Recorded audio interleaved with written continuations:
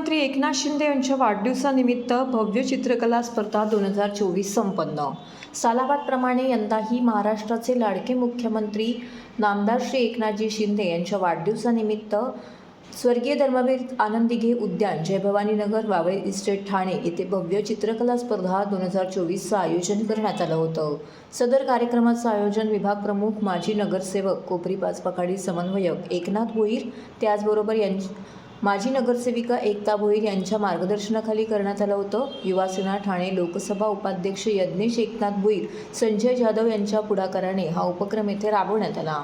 सदर कार्यक्रमाला प्रमुख पाहुणे म्हणून माजी महापौर, शिवसेना ठाणे जिल्हा प्रमुख नरेश मस्के, स्थायी समितीचे माजी सभापती माजी नगरसेवक राम रेपाळे, परिवहनचे माजी सभापती दशरथ यादव, शिवसेना विभाग प्रमुख परेश साळके व इतर मान्यवर, सर्व उपविभाग प्रमुख, शाखा प्रमुख, उपशाखा प्रमुख, महिला आघाडी, शिवसैनिक, नागरिक बंधू भगिनी, शिक्षक, विविध शाळांचे शिक्षक, विद्यार्थी मोठ्या संख्येने उपस्थित होते। यावेळी नृत्य स्पर्धाही आयोजित करण्यात आली होती। चित्रकला स्पर्धा झाल्यानंतर परिसरातील मुलांनी या ठिकाणी विविध प्रकारचे नृत्यांचे सादरीकरण केले। त्यानंतर उपस्थित मान्यवरांच्या हस्ते चित्रकला स्पर्धेचा पारितोषिक वितरण समारंभ येथे संपन्न झाला। त्याचबरोबर शिवसेना ठाणे जिल्हा प्रमुख नरेश मस्के यांनी या कार्यक्रमाप्रती आपले मनोगत व्यक्त केलं, तर माजी नगरसेवक एकनाथ भोईर यांनी या कार्यक्रमामागील मुख्य भूमिका बोलताना व्यक्त केली।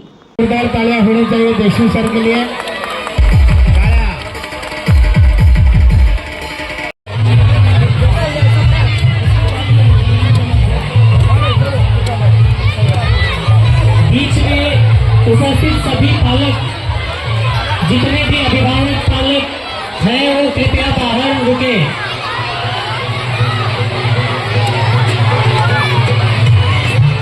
एकनाथ भोईर आणि एकताताई भोईर आणि या ठिकाणची शिवसेना पूर्ण विभाग यांच्या वतीने गेली 14 वर्ष सगळ्यांचे आपले लाडके मुख्यमंत्री एकनाथ शिंदे साहेब यांच्या वाढदिवसाच्या निमित्ताने ही चित्रकला स्पर्धा आयोजित केली जाते। हजाराच्या वरती या विभागातील मुलं स्पर्धेमध्ये सहभागी होतात। आजूबाजूची झोपडपट्टी असेल, इमारत असेल, चाळ असेल, अशा वस्तीतील ही सर्व मुलं आहेत। त्यांच्या कलेला प्रोत्साहन द्यावं या उद्देशाने या स्पर्धेचं आयोजन केलं जातं। आज या स्पर्धेचं 14वं वर्ष आहे। माननीय महाराष्ट्र राज्याचे मुख्यमंत्री आदरणीय एकनाथजी शिंदे साहेब यांच्या वाढदिवसाला आम्ही हा आगळा वेगळा उपक्रम या शाखेच्या माध्यमातून सुरू केला आणि सातत्याने 14व्या वर्षी आपण पाहत आहोत का जवळजवळ 3,500 मुलं या ठिकाणी या स्पर्धेमध्ये भाग घेत असतात आणि या स्पर्धेचे निरीक्षण सुद्धा आपण चांगल्या चित्रकारांकडनं, चांगल्या परीक्षकांकडनं करून घेतो आणि मग ठिकाणी त्याचा रिझल्ट दिला जातो आणि आजच या ठिकाणी पारितोषिक वितरण समारंभ सुद्धा याच ठिकाणी होणार आहे। आपण माननीय हिंदू सम्राट सरसेनापती बाळासाहेब ठाकरे यांनी 80% समाजकारण आणि 20% राजकारण हा मूलमंत्र दिलेला आहे। गुरुवर्य धर्मवीर आनंद दिघे साहेबांनी जे या ठाणे शहराला नव्हे तर संपूर्ण महाराष्ट्राला जी शिकवण लावलेली आहे आणि आज त्यांचेच पटशिष्य आणि महाराष्ट्र राज्याचे मुख्यमंत्री आहेत, त्यांनी सुद्धा हे सामाजिक वसा घेतलेला आहे। ते सामाजिक बांधिलकी म्हणून जपण्याचा काम या विभागाच्या माध्यमातून आम्ही करत असतो। सर्व नागरिकांना आवाहन करण्यात येत आहे की सध्या डासांमार्फत पसरणाऱ्या डेंग्यू या आजाराचा प्रसार रोखण्यासाठी प्रत्येकाने पुढील प्रमाणे कार्यवाही करावी। डेंग्यू आजार एडिस इजिप्ती हा डास चावल्याने होतो। या डासांची पैदास साचलेल्या किंवा साचवलेल्या स्वच्छ पाण्यामध्ये होते। 8 दिवसांपेक्षा जास्त दिवस पाणी उघडे व साचून राहिल्यास त्यात डास अंडी घालतात। अंड्यांच्या अळ्या तयार होऊन पुढे डास तयार होतात। यासाठी आपल्या घरातील पाणी साठे, उदाहरणार्थ बॅरल्स, पिंपे, टाक्या, हौद, रांजणे इत्यादी दर आठवड्याला रिकामे करून घासून पुसून कोरडे करून पुन्हा भरावे। 1 दिवस कोरडा दिवस म्हणून पाळावा। पाणी साठ्यांना घट्ट झाकणे बसवावीत किंवा जुनी साडी, चादर, धोतर यांनी बांधून झाकून ठेवावीत, म्हणजे डास त्यात जाऊन अंडी घालणार नाहीत। घराच्या गच्चीवर, आजूबाजूला, अंगणात कोठेही पाणी साचू देऊ नये। भंगार सामान उघड्यावर टाकू नये, उदाहरणार्थ टायर्स, प्लास्टिक सामान, कुंड्या, टाकाऊ वस्तू इत्यादी। अशा सामानात पावसाचे पाणी साठून त्यात डेंग्यूच्या डासांची पैदास होते। घरातील कूलर्स, फ्रीजच्या पाठीमागील ट्रे हे देखील वेळोवेळी कोरडे करावेत। लक्षात ठेवा, नुसत्या फवारणीने डास घनता कमी होत नाही, तर त्यासाठी डास पैदास ठिकाणे नष्ट करणे ही आपल्या सर्वांची जबाबदारी आहे. कोणताही ताप अंगावर न काढता जवळच्या शासकीय रुग्णालयात मोफत औषधोपचार घ्या. अशा प्रकारे नागरिकांनी सहकार्य केल्यास डेंग्यूचा प्रसार रोखणे सहज शक्य आहे.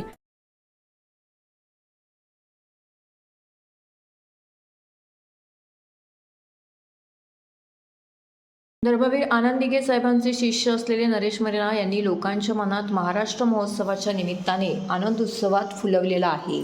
उपमहापौर कालावधीपासून ते आजपर्यंत सतत कार्यरत राहून त्यांनी घोडबंदर परिसरामध्ये विकास कामं केली आहेत. नरेश मनेरा यांच्या कार्याची दखल घेऊन घोडबंदर येथील मतदार त्यांना निश्चित आमदार करतील.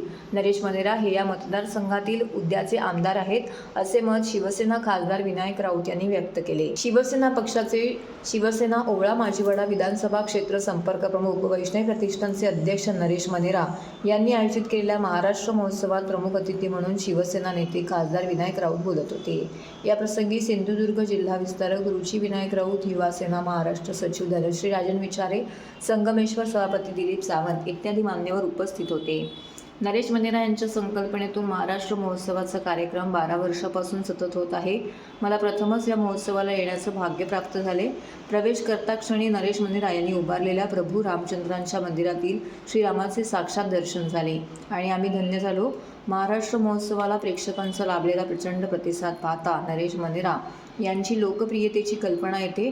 या विभागातील नागरिकांसाठी महाराष्ट्र महोत्सवात नृत्य स्पर्धेच्या निमित्ताने घोडबंदर परिसरातील मुलांच्या कलागुणांना वाव देण्यासाठी नरेश मनेरा यांनी जो प्रयत्न केला आहे तो कौतुकास्पद आहे. कोकण महोत्सव अनेक ठिकाणी होतो, पण नरेश मनेरा यांच्या संकल्पनेतून विविधांगी कलागुणांनी नटलेला महाराष्ट्र महोत्सव हा एकमेव असा आहे. नरेश मनेरा यांचा उपमहापौर असल्यापासूनचा उत्साह आजही कायम आहे.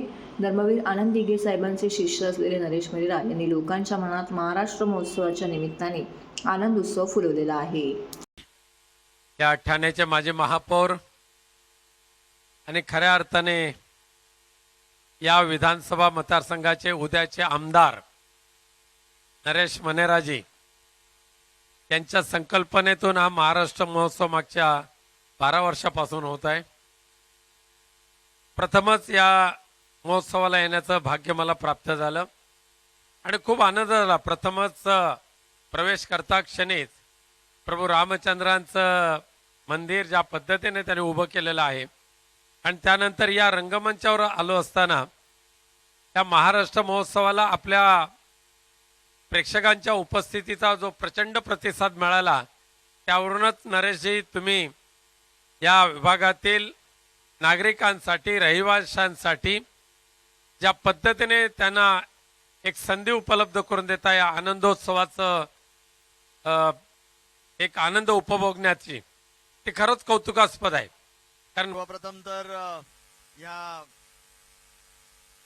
आपल्या सर्वांना मी विनंती करतो की एकदा जोरदार टाळ्या सन्माननीय नरेशजी मनेरा साहेबांसाठी व्हायला पाहिजेत. कारण की महाराष्ट्र महोत्सवाचं हे 12वं वर्ष आहे आणि फक्त कार्यकर्त्यांना नव्हे तर सर्वसामान्य जनतेला, या ठाणेकरांना आणि या खास करून ओवळा माजिवाड्यातील परिसरातील राहणाऱ्या रहिवाशांना एक अप्रतिम असा अनुभव मनेरा साहेबांच्या, त्यांच्या सर्व सहकाऱ्यांमुळे, त्यांच्या या टीममुळे आपल्याला अनुभवायला मिळतो. 8 दिवस सातत्याने असा उपक्रम राबवावा आणि गेले 11 वर्ष यशस्वी पद्धतीने हा उपक्रम राबवला जातोय, हा महोत्सव राबवला जातोय. खरोखर मनेरा साहेबांचं जेवढं कौतुक करावं तेवढं थोडं आहे.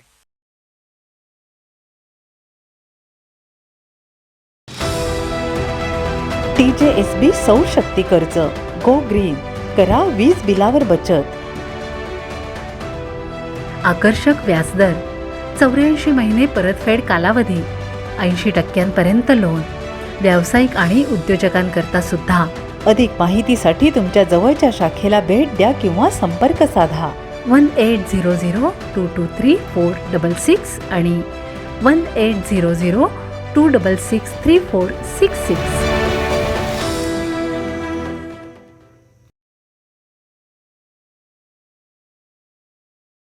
माजी नगरसेवक रमाकांत पाटील यांचा वाढदिवस उत्साहात साजरा. ठाणे कोपरी पूर्व बिल्डिंग नंबर 21 नगरसेविका मालती रमाकांत पाटील यांच्या जनसंपर्क कार्यालयात कोपरी ठाणे पूर्व येथे शिवसेनेचे विभाग संघटक व आपले सर्वांचे लाडके सन्माननीय रमाकांत पाटील यांच्या वाढदिवसानिमित्त मा शेरावाली मातेची माता की चौकीचं संगीतमय भक्तिमय कार्यक्रमाचं आयोजन करण्यात आलं होतं.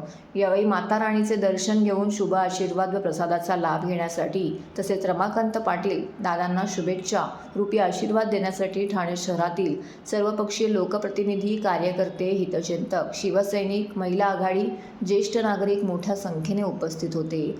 सदर प्रसंगी नगरसेविका मालती रमाकांत पाटील यांच्या पुढाकाराने विविध समाज उपयोगी उपक्रमांचं आयोजन करण्यात आलं होतं. तर या संपूर्ण कार्यक्रमाचं नियोजन मयूर ठाकूर, युवा सेनेचे चिन्मय रमाकांत पाटील, धीरज रमाकांत पाटील यांनी केलं होतं. तर मोठ्या संख्येने या ठिकाणी त्यांना हितचिंतकांनी, मित्रपरिवारातील सदस्यांनी शुभेच्छा देण्याकरिता गर्दी केली होती.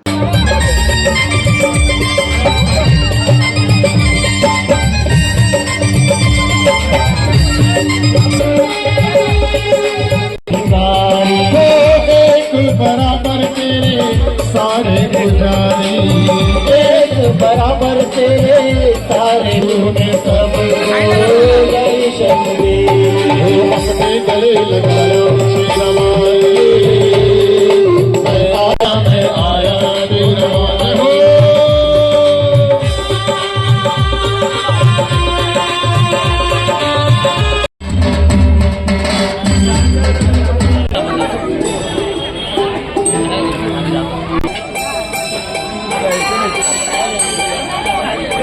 जय वालिका, जय शेरो. हिरानंदानी ठाणे हाफ मॅरेथॉन 10व्या आवृत्तीत 16,000हून अधिक धावा HTHM10 ने गुलाल पनाग यांच्यासोबत प्रतिष्ठित मॅरेथॉन अँबॅसेडर म्हणून एक दशक यशस्वी केले. Real estate leader house of Hiranandani यांनी आयोजित केलेल्या हिरानंदानी ठाणे हाफ मॅरेथॉनच्या 10व्या आवृत्तीत ठाणे समाजातील विविध घटकांचे प्रतिनिधित्व करणाऱ्या 16,000हून अधिक सहभागींनी विलक्षण सहभाग नोंदवला. हा कार्यक्रम हिरानंदानी यशस्वी केला आणि हाऊस ऑफ हिरानंदानी समारंभाने सुरुवात केली, ज्याने ॲथलेटिझम आणि समुदायाच्या भावनेच्या उत्साही दिवसासाठी मंच तयार केला. या मॅरेथॉनमध्ये हाफ मॅरेथॉन, ड्रीम रन आणि फन रन प्रकाराचा समावेश होता, ज्या हिरानंदानी इस्टेट, उपवन आणि ठाणे शहरातील इतर भागातून निसर्गरम्य मार्गाने सुटल्या. उद्याचा मुद्दा मोहिमेशी संरेखित मॅरेथॉन 5 वर्षापासून पसरलेल्या दूरदर्शी उपक्रमाला समर्थन देते, ज्यामध्ये 4 टिकाऊ भाग समाविष्ट आहेत. इको एनलाइटन, बेस्ट वाईज आणि एनर्जी स्मार्ट ही उद्दिष्टे पर्यावरणीय आव्हानांना संबोधित करतात आणि शाश्वत जीवनशैलीचे समर्थन करतात. 18,000 किलोग्रॅम प्लॅस्टिक कचऱ्याचे पुनर्वापर करण्याचे, ओल्या कचऱ्याचे 34 लाख किलोग्रॅम सेंद्रिय खतांमध्ये रूपांतर करण्याचे आणि सौर पॅनलद्वारे 70 दशलक्ष kWh नूतनीकरणक्षम ऊर्जा निर्माण करण्याचे वचन दिलेले उपक्रम शाश्वतीसाठी सर्वांगीण वचनबद्धतेचे प्रतिबिंबित करतात. शिवाय 1 लाख व्यक्तींना शाश्वतेबद्दल करण्यायोग्य ज्ञानाची माहिती देणे आणि त्यांचे सक्षमीकरण, त्यांच्या कार्बन फूटप्रिंट्स कमी करण्यात सक्रिय भूमिका निभावण्यासाठी आणि निर्भय भविष्यासाठी योगदान देण्यास प्रोत्साहित करणे हा या कार्यक्रमाचा मुख्य उद्देश असल्याचं त्यांनी यावेळी सांगितलं. ठाण्यातील शिवाईनगर येथे कोकण ग्रामविकास मंडळाचे सीताराम राणे यांनी 2 फेब्रुवारीपासून आयोजित केलेल्या 25व्या मालवणी महोत्सवात खाद्य संस्कृतीसोबतच साहित्य आणि मनोरंजनाची मेजवानी उपलब्ध होती. महोत्सवाच्या 9व्या दिवशीच म्हणजेच शनिवारी व्यासपीठावरती कवी, लेखक तसेच साहित्यिकांचा मेळा भरला होता. यावेळी नवोदित कवींसाठी आयोजित केलेल्या राज्यस्तरीय काव्य स्पर्धेतील विजेत्यांना तसेच विविध क्षेत्रात नावाजलेल्या प्रभूतींचा मातोश्री कैलासवासी यमुनाबाई राणे पुरस्कार देऊन यथोचित सन्मान करण्यात आला. लोकनेते दिग्दर्शक सदानंद राणे यांनी मालवणी महोत्सवात पुरस्काराने गौरवण्यात आले. कार्यक्रमात बोलताना आयोजक सीताराम राणे आपल्या मातोश्री निरक्षर असतानाही एका असीम जिद्दीने स्वाक्षरी करण्यास शिकल्या. त्यांची आठवण जागवली. तसेच शिक्षणाशिवाय तरणोपाय नाही असं जरी म्हटलं असले तरी शिक्षण नसतानाही बहिणाबाई चौधरीसारख्या ग्रामीण क्षेत्रातील प्रबुद्धींनी साहित्य क्षेत्रात मौलिक योगदान दिल्याचे नमूद केले. यावेळी स्थानिक मुलामुलींचे तसेच विविध नृत्य संस्थांचे मनोरंजनाचे कार्यक्रम मालवणी महोत्सवात पार पडले. तसेच या कार्यक्रमाला माजी नगरसेवक संदीप लेले, माजी नगरसेविका परिषद सरनाईक इत्यादी सहभागी झाल्या होत्या. आणि सर्व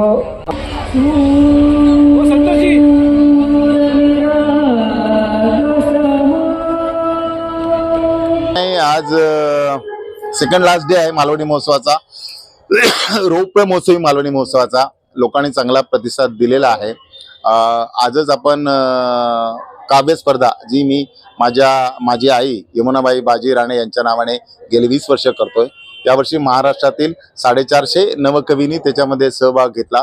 त्याच्यापैकी 10 नवीन काही युवकांना आपण उत्तेजनार्थ बक्षीस दिलीस आणि 3 रेग्युलर विजेत्यांना आपण पारितोषिक दिलेली आहेत. याचं कारण असं की आईच्या नावे मी देतो. याचं कारण माझी आई अशिक्षित असून सुद्धा आम्हाला मोठं करण्यामागे, आम्हाला शिकवण्यामागे तिचं मोठ्या प्रमाणात मार्गदर्शन आहे. ती अशिक्षित असून सुद्धा आमची सर्व मुलांना, आम्हाला भावंडांनी शिक्षित केलं, हेच त्यामागचं कारण आहे. आणि काव्य स्पर्धेच्या माध्यमातून लोकांपर्यंत ही बाब पोचली पाहिजे की युवा पिढीला काव्य म्हणजे काय, गीत म्हणजे काय हे समजायला पाहिजे. आणि त्याचा छोटासा एक प्रयत्न आहे. असं म्हणतात की मालवणी महोत्सवात लोक खवय्ये असतात, तेच खाण्यासाठी येतात, किंवा नाटक असेल, दशावतार असेल, डबलबारी असेल, वस्तू हे पाहण्यासाठी किंवा काही वेगवेगळ्या वस्तू घेण्यासाठी. तर तसं नाही. या महोत्सवामध्ये, या काव्य संमेलनामध्ये काव्य रसिकांची सुद्धा भूक आपण भागवतो. खानदेश मिसळ हाऊसचे शानदार उद्घाटन संपन्न. मुंबई आणि ठाण्यातील मिसळ महोत्सवात मिळालेल्या भरघोस प्रतिसादानंतर आपल्यासाठी ठाण्यात घेऊन आले आहेत नवीन चवीची आपली मनपसंत अस्सल खानदेशी झणझणीत, चमचमीत आणि रस्सेदार अशी मिसळ. इंजिनियर व उद्योजक श्री रवींद्र जावळे यांच्या पुढाकाराने खानदेश मिसळ हाऊसची पहिली शाखा Khandesh misal house, Ashirwad apartment, shop number 8, highway service road, Daryasagar हॉटेलजवळ, ठाणे येथे नुकतीच सुरू करण्यात आली आहे. शिवसेनेचे कल्याण जिल्हा प्रमुख गोपाळ लांडगे, माजी उपमहापौर पल्लवी कदम, ज्येष्ठ माजी नगरसेवक हरीश वैती, ज्येष्ठ माजी नगरसेवक एकनाथ काजारी, भाजप ठाणे जिल्हा अध्यक्ष संजय वाघुले, माजी नगरसेवक उमेश पाटील, माजी नगरसेवक सुधीर कुकाटे, शरद कनसे, परिवहनचे सभापती विलास जोशी, समाजसेविका रचना राकेश पाटील इत्यादी मान्यवर शुभचिंतक यावेळी उपस्थित होते. यावेळी उपस्थित मान्यवरांनी श्री रवींद्र जावळे यांना तसेच त्यांच्या टीमला पुढील वाटचालीसाठी शुभेच्छा दिल्या.